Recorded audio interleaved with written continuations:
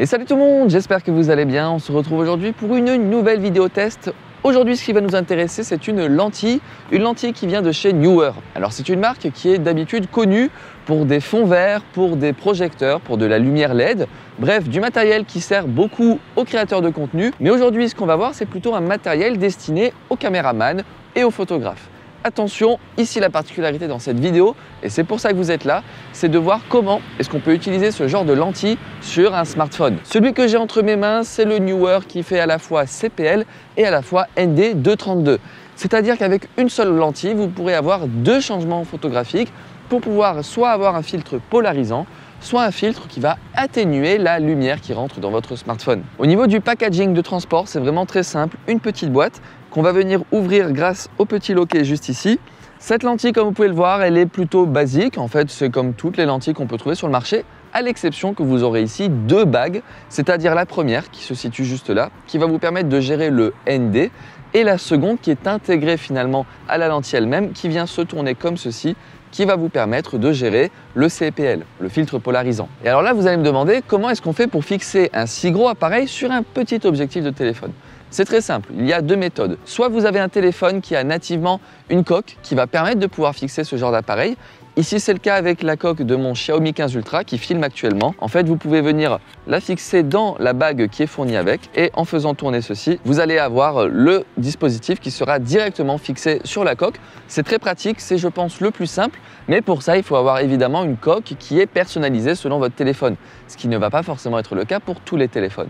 Et donc, pour remédier à ça, on a la deuxième méthode qui est tout simplement un adaptateur universel. Celui-ci, vous pouvez le trouver sur Amazon, je vous mettrai bien sûr le lien dans la description. Ceci va vous permettre de fixer votre filtre sur n'importe quel téléphone. Pour ça, rien de plus simple, vous venez tout simplement faire coulisser votre filtre dans la bague et on fait bien tourner pour s'assurer qu'elle ne va pas sortir. Pour le test, j'ai un iPhone et donc vous venez tout simplement fixer la bague autour de l'objectif photo. Ici, vous voyez que tout est compact. Donc globalement, c'est vraiment très pratique. Et à partir de là, vous avez votre filtre qui est installé. Vous allez ensuite pouvoir jouer, par exemple avec le filtre ND.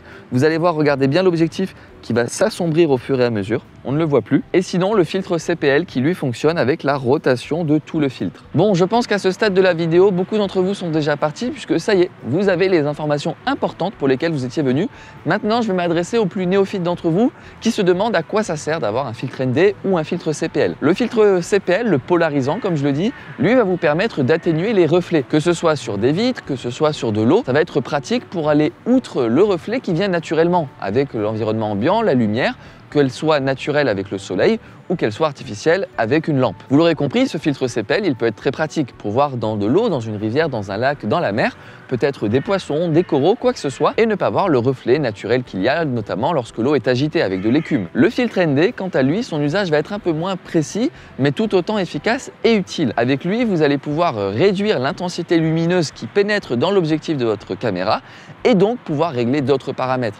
C'est-à-dire que par exemple, si vous voulez baisser les ISO, si vous voulez augmenter toutes sortes de paramètres, mais que pour cela vous avez besoin d'avoir moins de luminosité, si par exemple vous filmez comme moi ici en extérieur, eh bien c'est tout à fait pratique de pouvoir réduire physiquement la lumière qui rentre pour pouvoir ensuite personnaliser votre tournage comme vous le souhaitez. Donc vous l'aurez compris, c'est un filtre qui s'adresse avant tout à des gens qui, comme vous peut-être, cherchez à avoir un résultat très précis. Vous savez déjà à l'avance ce que vous recherchez dans votre photographie ou dans votre vidéo. Le filtre que j'ai ici, c'est un 67 mm, c'est assez classique. Sur le lien que je vous mettrai, vous aurez également tous les autres millimétrages disponibles suivant ce que vous souhaitez, suivant la bague que vous voulez, peut-être suivant la coque intégrée de votre téléphone. Bref, le choix est vraiment grand et normalement vous pourrez trouver ce que vous souhaitez. Mais le 67 mm, retenez que c'est le filtre, on va dire, assez classique et donc qui conviendra à la majorité des usages et des bagues universelles. Pour ma part, je trouve ça vraiment pratique et ça m'a permis de faire quelques tournages en particulier où j'avais besoin par exemple d'avoir un filtre polarisant pour voir à travers un bassin et en ce sens, ça m'a sauvé quelques tournages quand même. Allez, sur ce, cette vidéo est terminée. Si vous avez la moindre question, l'espace commentaire est fait pour ça et on se retrouve très bientôt dans de nouveaux tests et de nouveaux vlogs. Salut!